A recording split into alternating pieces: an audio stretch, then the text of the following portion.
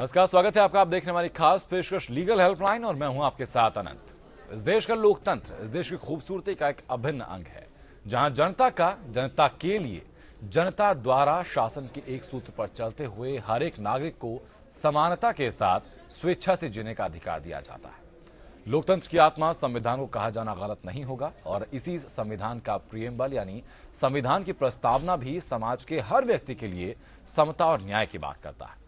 कानून हर समस्या के सही प्रारूप में समाधान के लिए मौजूद है, लेकिन सही जानकारी ना होने या कानूनी पेचीदगियों के चलते समाज का एक बड़ा हिस्सा सही समय पर न्याय हासिल करने में असमर्थ महसूस करता है। और इसी अंतर को खत्म करने के लिए इंडिया लीगल रिसर्च फाउंडेशन के इनिशिएटिव लीगल हेल्पलाइन में हम यहां मौजूद हैं, आपकी हर कानूनी समस्या में आपकी बेहतर सहायता के लिए।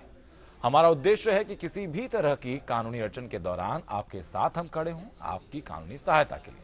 और इंडिया लीगल रिसर्च फाउंडेशन इस लीगल हेल्पलाइन के जरिए आपकी कानूनी समस्याओं के लिए निःशुल्क कानूनी सहायता के साथ मौजूद है। जो नंबर आपकी टीवी स्क्रीन पर दिखाई दे रहे हैं, उन नंबर से फोन करके आप हमसे जुड़ सकते हैं। निःशुल्क कानूनी सहायता आप हमसे प्राप्त कर सकते हैं। रोजाना आपके सामने एक नए विषय के साथ हम आते हैं ताकि आपकी कानून संबंधी जानकारी को हम मजबूत कर सकें। इस दरमियान आप हमसे किसी भी तरह की कानूनी समस्या को लेकर सहायता के लिए हमें कॉल कर सकते हैं। और आज का जो हमारा विषय है वो है रिश्वत मांगने के खिलाफ कैसे हो कानूनी कार्रवाई। ये अक्सर हम देखते हैं कि अक्सर अगर आपका खासकर सरकारी दफ्तरों में अगर आपको कोई काम अटकता है तो आपका काम करने के लिए किसी ना किसी दर्जे पर किसी ना किसी लेवल पर रिश्वत की मांग होने की संभावना बढ़ी रहती है। अगर आपके साथ ऐसा कुछ होता है तो उस अधिकारी के खिलाफ, उस कर्मचारी के खिलाफ आप कानूनी कार्रवाई क्या करें, रिश्वत जैसे एक रोग को, एक कोढ़ को आप कैसे रोकें। इसके अलावा अगर आप किसी और सवाल से भी परेशान हैं तो हम आपके साथ मौजूद हैं, आपकी हर तरह की कानूनी समस्या में निःशुल्क कानूनी सहायता देंगे।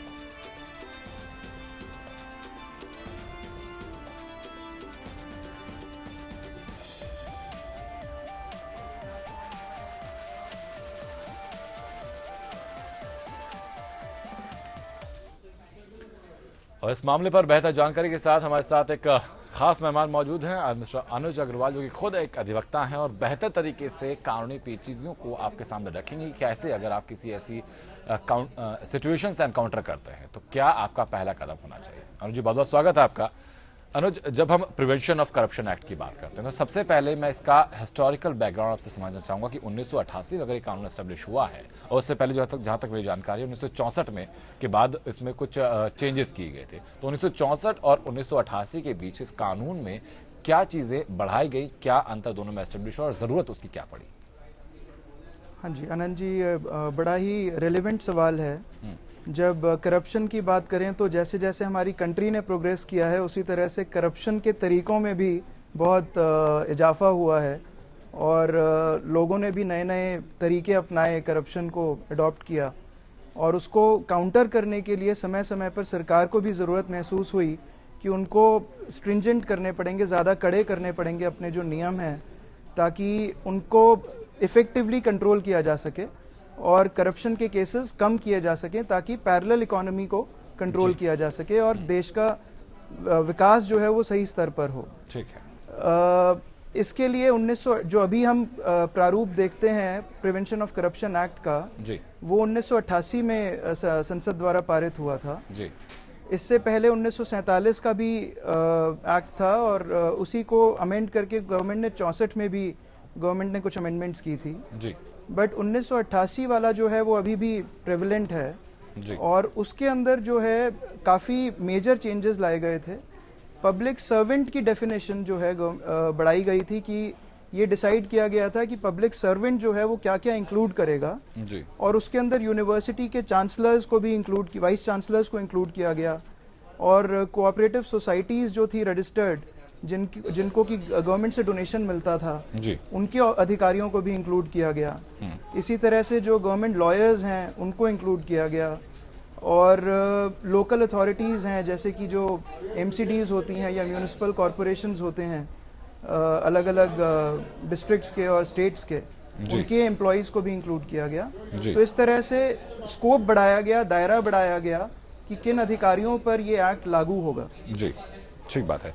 अनुज, ये चीज़ हम देखते हैं कि आपको चाहे लाइसेंस बनवाना हो, पासपोर्ट बनवाना हो, आपका चालान कटा, आप चालान छुड़वाने जा रहे हो, आपको पेंशन के लिए अप्लाई करना हो, हर लेवल पर कहीं ना कहीं भ्रष्टाचार होता है। और खुद हमारी सरकार भी इस बारे में बहुत सजग है। और खासकर उत्तर प्रदेश की बात करें तो उत्तर प्रदेश में भी काफ़ी चीज़ें इस बारे में की जा रही हैं। केंद्र सरकार की तरफ से भी कई पहल किए गए हैं। मैं जो बेसिक सवाल आपसे जानना चाहता हूँ कि अगर हम किसी भी ऐसी सिचुएशन से एनकाउंटर होते हैं, किसी दफ्तर में हम जाते हैं, वहाँ पर हमारा काम करने के बदले हमसे रिश्वत मांगी जाती है, तो शिकायत हम जाकर कहाँ करें? देखिए अनंत जी,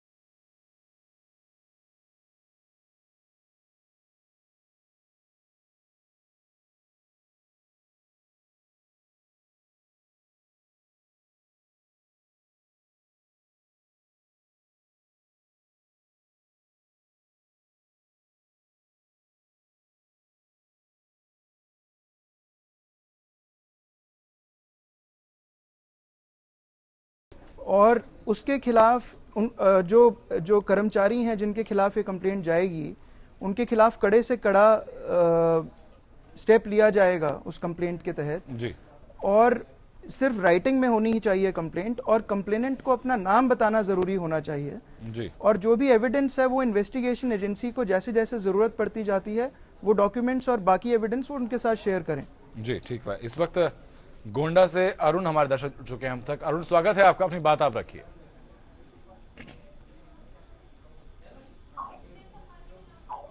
अरुण, अब तक आवाज पहुंच रही है हमारी? हाँ सर। जी अरुण, अपने टीवी की वॉल्यूम पहले बंद कर दीजिए, उसके बाद अपनी बात आप रखिए, कैसा की सहायता हम लोग करें। बंद है जी सर। मेरी गाड़ी चोरी हो गई थी जी तो सर हमने एफआईआर भी किया था, तो थाने पे मैं गया एफआईआर कॉपी लेने के लिए। जी वो बोले कि मुझे कुछ खिलाओ, उसके बाद हम तुम्हें एफआईआर कॉपी देंगे। ठीक है, जी फिर हमने कहा हम कुछ नहीं दे पाएंगे, तो वो बोले 27 तारीख को आना। हम्म ठीक। ठीक फिर है। और अधिकारी से मतलब बात की तो वो कह रहे हैं कि जैसे पटवारी को देते हो खेत में मतलब नापते हैं, तो ऐसे यहाँ भी दे दो।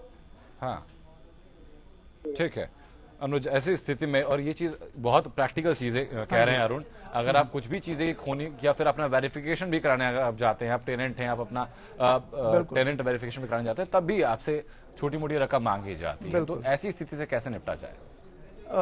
देखिए, इन्होंने जो बताया कि एफआईआर की कॉपी इनको देने के लिए पैसे मांग रही है आई थिंक पुलिस, जी तो इनको बताना चाहूँगा कि इनफैक्ट आज के टाइम में एफआईआर की कॉपी 24 घंटे के अंदर सुप्रीम कोर्ट का निर्देश है कि उसको वेबसाइट पर अपलोड करना ज़रूरी है, और आप वेबसाइट से, पुलिस की वेबसाइट से ही एफआईआर की कॉपी प्राप्त कर सकते हैं। जी दूसरा, जहां तक पुलिस के खिलाफ भी कंप्लेंट का सवाल अगर उठता है, तो उसके लिए भी आप एंटी करप्शन ब्रांच है प्लस सीवीसी है। जी अगर आप एमएच, क्योंकि दिल्ली पुलिस की स्पेशली बात की जाए जी तो वो सेंट्रल गवर्नमेंट के अंडर आती है। जी सेंट्रल गवर्नमेंट के एम्प्लॉयज के खिलाफ सीवीसी भी एक नियुक्त किया गया इनका है। जो केस है अरुण, वो गोंडा का है, उत्तर प्रदेश का केस उत्तर है प्रदेश इनका। का है जी तो उस केस में भी इनको पुलिस को अप्रोच करना पड़ेगा। पुलिस ऐसे केसेस के अंदर पूरा एक ट्रैप केस बनाती है, जिसके अंदर बेसिकली जाल बिछाया जाता है और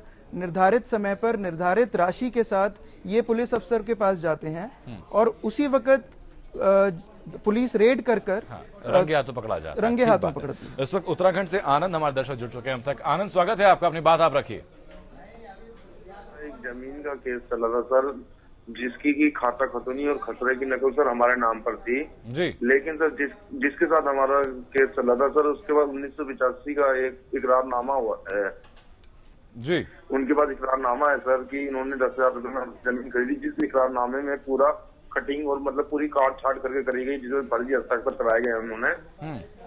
तो सर ये केस हम लोअर कोर्ट में और सिविल जज से हार चुके हैं जी जिसमें कि हमारी वकील से मतलब बहुत बड़ी गलतियां हुई कि जिसमें उन्होंने ना तो हमसे कोई गवाही कराई ना कुछ कराई कि इनका कब्जा है, यानी मतलब कुछ ऐसी बातें ही। और जब हम ऊपर जज में गए, सिविल जिला जज के पास गए थे, तो जिला जज में भी हमारे मतलब वकील की तरफ से बहुत ढिलाई बरती गई, जिसका कारण सिर्फ ये था कि सर हमारे परिवार में एक कमाने वाला सिर्फ मैं ही हूँ और मेरी एक फास्ट फूड की छोटी सी दुकान है, जिससे कि मैं परिवार का खर्चा ही चलाऊंगी। ठीक है आनंद, आपकी बात मैं समझ रहा हूँ, लेकिन हम आपकी सहायता कर पाए उससे पहले आपके केस को पढ़ना, उसको समझना हमारे लिए बहुत जरूरी होता है, और तभी संभव है जबकि आपके केस के कागजात हमारे पास होंगे।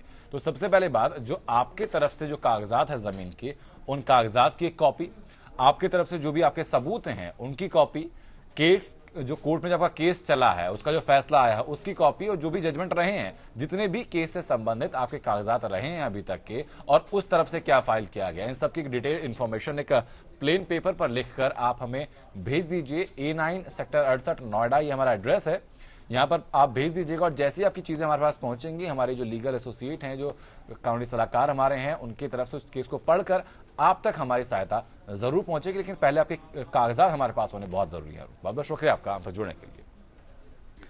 अरुण, आपके पास मैं आता हूं कि ये बात की हमने एसीबी की, लेकिन सीवीसी और सीबीआई, ये दो एजेंसीज की आपने और बात की थी कि ये भी दो एजेंसीज हैं जो कि भ्रष्टाचार के लिए काम करती हैं, भ्रष्टाचार के विरोध में काम करती हैं। तो इन तक अप्रोच कैसे हो, किन किन केसेस में किस किस एजेंसी को हम लोग अप्रोच कर सकते हैं? देखिए, स्टेट गवर्नमेंट के लेवल पर एसीबी ऑपरेट करता है, और एसीबी पहले भी मैं बता चुका हूँ पुलिस के अंडर है।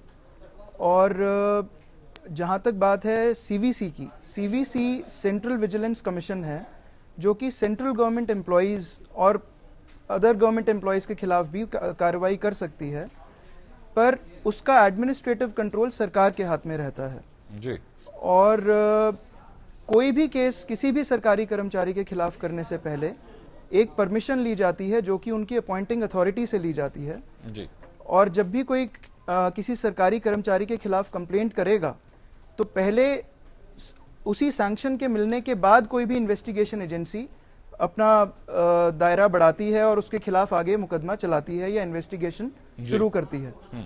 और उस इन्वेस्टिगेशन के होने के बाद ही कोर्ट में मामला जाता है। पहले सीवीसी ये भी देखता है कि जो इन्वेस्टिगेशन की गई है या जो कंप्लेंट उसके पास पहुंची है उसमें कितनी एविडेंशियरी वैल्यू है, कितना कोर्ट के सामने उसको ले जाया जा सकता है, क्या उसमें वाकई कोई मेरिट है कि नहीं है, या सिर्फ एक ये फ्रिवलस कंप्लेंट किसी ने फाइल कर दी है। जी। इसीलिए मैंने ये भी पॉइंट आउट किया था कि कंप्लेंट बेनामी नहीं होनी चाहिए, कंप्लेंट में नाम होना कंप्लेनेंट का बहुत जरूरी है। जी, ठीक बात है। इस वक्त भगवान शौंडिल्य मध्य प्रदेश से हम तो जुड़ चुके हैं। सर, स्वागत है आपका, अपनी बात आप रखिए। चलिए सर, आपका नंबर हम तक पहुंच चुका है। इंडिया लीगल रिसर्च फाउंडेशन की टीम जल्द आप तक पहुंचेगी। आपका संपर्क करके आपकी बातें जानकर आप तक हमारी तरफ से सहायता जरूर की जाएगी। अनुज, जो बात हम की सीवीसी की, एबीसी की, एसीबी की और सीवीसी की, लेकिन एक बहुत बेसिक चीज़ें ये भी आती हैं कि जो पुलिस, जो हम किसी भी विभाग के किसी भी कर्मचारी के खिलाफ अगर शिकायत दर्ज कराने जाते हैं तो इसके लिए हम सबूत कैसे जुटाएं? मतलब अगर आप सड़क पर अगर आपने कोई ट्रैफिक रूल का आपने वायलेशन किया, आपने हेलमेट नहीं पहना, पेपर कंप्लीट नहीं है, तो आपका चालान अच्छा खासा भारी भरकम बनाया जाता है। आप और उसमें हालांकि उस दूसरे लोग की भी सहभागिता होती है, लेकिन अक्सर पुलिस की तरफ से भी ये चीज़ ऑफर कर दी जाती है कि भाई इतने का चालान बन रहा है, इतने पैसे आप दे दीजिए, चीज़ें छोड़ देंगे। तो ऐसी परिस्थिति में फिर कैसे निपटा जाए? देखिए आनंद जी, सबूत ही इस मामले की जो है सबसे मुश्किल, जो जटिल, जो पूरी चेन है, उस चेन का जो सबसे वीक लिंक है वो सबूत ही है। क्योंकि रिश्वत मांगने वाले को भी इस बात का अंदाजा होता है कि किस सर्कमस्टांसेस में उसने रिश्वत मांगी है और एविडेंस इसके लिए कलेक्ट करना कितना मुश्किल होगा, और उसको कोर्ट में ऊपर से प्रूव करना भी और भी जटिल काम है। क्योंकि अगर आप किसी की वीडियो रिकॉर्डिंग भी कर लेते हैं या ऑडियो रिकॉर्डिंग कर लेते हैं तो सिर्फ वीडियो या ऑडियो रिकॉर्डिंग के बेसिस पर भी कोर्ट हर बार जो है कन्विक्शन नहीं करता है। उसकी भी फॉरेंसिक लैब में जाकर पूरी वेरिफिकेशन होती है, बयान होते हैं, कोर्ट में उसी तरह से मामला चलता है जिनमें अक्सर 6 से 7 साल लग जाते हैं। विटनेसेस जो आपके शुरू में तैयार होते हैं वो बाद तक थक जाते हैं, कई बार कोर्ट में आने से ही मना कर देते हैं। तो बहुत सारे फैक्टर्स ऐसे होते हैं जिसका खामियाजा कंप्लेनेंट को भुगतना पड़ता है। पॉइंट इसको इस एक्ट का कहा जाएगा। ठीक है। इस वक्त दिल्ली से संजय हमारे दर्शक जुड़ चुके हैं हम तक। संजय, स्वागत है आपका, अपनी बात आप रखिए। नमस्कार सर। जी नमस्कार सर। ऐसा ना हम उसमें कस्टम सेंट्रल एक्साइज में सर्विस करते थे उसमें सन 99 में जी। तो ये 2000 में केस हुआ था दिल्ली इसमें कैट के अंदर जी, जिसमें हमारा वकील भी एक हमारा इधर डॉक्टर सूरज सिंह एडवोकेट, एक हमारे साथ एक लड़का उन्हें अलग करा था। जब भी कैट ने ऑर्डर कर दिए उसको, तो जब भी हाथ कहती टीएस और अदर बेनिफिट के साथ केस जिता दिया जी। और जी हेलो, और हमारे लिए कर दिए जी सब्जेक्ट टू वर्क अवेलेबल। तो उसके बाद जब से उन्होंने कोई वो मानते नहीं है, हमारे दिल कटवाते जा रहे हैं। अब ये थोड़ा टाइम बोर्डिंग हो गया तो किसी वकील से बात कर रहे हैं, वकील कह देते हैं। संजय, आपकी बात दरअसल फोन के द्वारा समझनी थोड़ी मुश्किल हो रही है। बेहतर होगा कि आप ईमेल के जरिए या फिर एक पेपर पर लिखकर कुरियर के जरिए आप हम तक भेज दीजिए। वैसे बहरहाल आपका नंबर भी हम तक आ चुका है, तो कुछ ही वक्त में इंडिया लीगल रिसर्च फाउंडेशन की तरफ से भी आपको एक कॉल आएगा। हमारे जो रिप्रेजेंटेटिव रहेंगे उनको आप उनकी कॉल पे आप उनको पूरी समस्या बता सकते हैं और उनकी तरफ से, हमारी तरफ से आपकी पूरी सहायता इस मामले में की जाएगी। निश्चिंत आप रहिएगा। जी अनुज, ये हमने सबूत की बात की, लेकिन अब मैं ये भी आपसे जानना चाहूंगा कि जो अक्सर हम देखते हैं कि जो विसल ब्लोअर होता है, जो शिकायत करता होता है, उसको भी काफी दफा खतरा होता है, उसको धमकियां भी दी जाती हैं, किसी भी तरह से नुकसान पहुंचाने की, उसके परिवार को नुकसान पहुंचाने की कोशिश की जाती है। तो क्या कोई ऐसा प्रावधान भी हमारे पास है कि जो शिकायत कर रहा हो, भ्रष्टाचार को जो खुलासा कर रहा हो, उसकी भी सुरक्षा हो सके? बिल्कुल जी आनंद, इसके लिए विसल ब्लोअर्स प्रोटेक्शन एक्ट है और उस एक्ट के तहत जो भी कंप्लेनेंट है जिसने उजागर किया है कोई ऐसा मामला भ्रष्टाचार का, उनकी जो पहचान है वो पूरी तरह से गोपनीय रखी जाती है जी। और अगर ज़रूरत पड़े तो उनको पुलिस प्रोटेक्शन देने का भी प्रावधान है जी। और बट प्रॉब्लम यही है कि अभी तक इन सब मेजर्स के बारे में बात बहुत होती है बट इम्प्लीमेंटेशन बहुत वीक है। इनफैक्ट बहुत से केसेस ऐसे मैंने भी देखे हैं जिनके अंदर की शुरुआत में बेशक आइडेंटिटी गोपनीय रख ली जाती है, बट कहीं ना कहीं से लीकेज होने के बहुत चांसेस रह जाते हैं। इन्वेस्टिगेटिंग एजेंसीज हैं, ऑफिसर्स हैं, उनसे कहीं ना कहीं चूक हो जाती है, जिसके अंदर जो कंप्लेनेंट है उनकी आइडेंटिटी डिस्क्लोज हो जाती है, और जिस वजह से कई बार खामियाजा भुगतना पड़ता है। और अक्सर ऐसी चीजें हमने केसेस देखे भी हैं। हाँ जी, हाँ जी। अनुज, एक ये बात तो हमने की कि जब पर्सनल लेवल पे आपसे कोई भ्रष्टाचार करने की कोशिश करता है, इसके अलावा जो भी सरकारी काम होते हैं, जो पब्लिक सर्वेंट है जिन कामों में इन्वॉल्व होते हैं, अगर ऐसे काम में हमारे नोटिस में चीजें आती हैं कि भाई फला जगह पर भ्रष्टाचार हुआ है और हमें पता है कि कैसे हुआ है, कहाँ हुआ है, हम लोगों ने उसकी जानकारी निकाल ली है, तो तब उस चीज की कंप्लेंट कैसे कर सकते हैं हम लोग, उस पर कार्रवाई कैसे करवाई जाए? उसके लिए भी आपके पास देखिए, एज अ थर्ड पर्सन, चाहे बेशक आप इन्वॉल्व नहीं हो एज अ फर्स्ट पर्सन और अ सेकंड पर्सन, यानी आपने ना रिश्वत दी है ना आपने रिश्वत ली है, बट आपके नोटिस में अगर कोई ऐसा मामला आता है जिसके अंदर की भ्रष्टाचार हुआ हो, तो उसके लिए भी आप पुलिस को ही अप्रोच करेंगे। प्लस जो सरकारी कर्मचारी हैं उन्हीं के डिपार्टमेंट के हायर ऑफिशियल्स को मामला रिपोर्ट किया जा सकता है।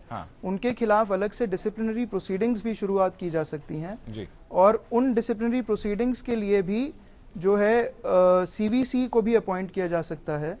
और आजकल तो इनफैक्ट काफ़ी स्ट्रिक्ट हैं गवर्नमेंट डिपार्टमेंट्स इस मामले में, आपको पता ही है। हमारी सरकारें भी जो हैं, ये एक बहुत बड़ा पॉलिटिकल मुद्दा है करप्शन का, तो वो भी काफ़ी सचेत हैं, और कोई भी ऐसा मामला अगर किसी के भी सामने आता है तो ऐसा नहीं है कि आसानी से बचा जा सके। दिक्कत यहाँ पर है कि रिपोर्टिंग ही बहुत कम है, लोग हिम्मत नहीं करते हैं, आगे आना नहीं चाहते हैं। बहुत संक्षेप में आपसे ये भी जानना चाहूंगा कि अगर ऐसा भी होता है कि अपना कोई दुश्मनी निकालने के लिए कोई किसी के सामने कुछ गलत इंटेंशन किसी की है, तो किसी पब्लिक सर्वेंट के खिलाफ कोई कंप्लेंट कर दी जाती है जो कि बाद में गलत सिद्ध होती है, तो ऐसे में कि जो कंप्लेंट करने वाला है उसके ऊपर कोई कार्रवाई का प्रावधान भी है? बिल्कुल है जी, और उसके लिए in fact prevention of corruption act ही हमें उनको डिफेंड करता है, ऑफिसर्स को।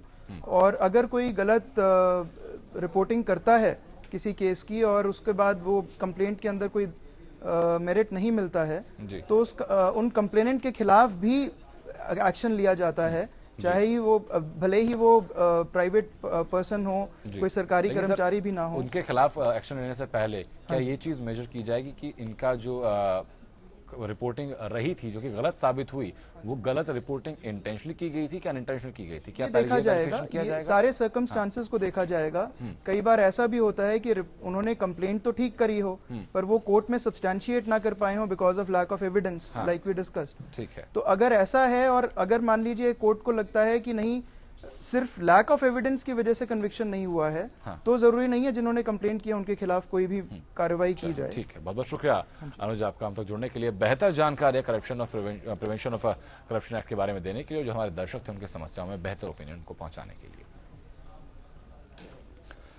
Indian legal research foundation initiative legal helpline की शुरुआत का उद्देश्य ही सिर्फ एक है, ये प्लेटफॉर्म बनाया ही सिर्फ इसलिए गया है ताकि अगर जो भी आम इंसान है न्याय पाने में उनको कैसी भी कठिनाई हो रही है, कानूनी तौर तरीके समझने में कोई दिक्कत हो रही है, तो हम यहाँ आपके साथ मौजूद हैं, हम तक अपनी समस्या समझाइए, सुलझाइए, और हमारी तरफ से आपको निःशुल्क कानूनी सहायता जरूर पहुंचा जाएगी। नमस्कार।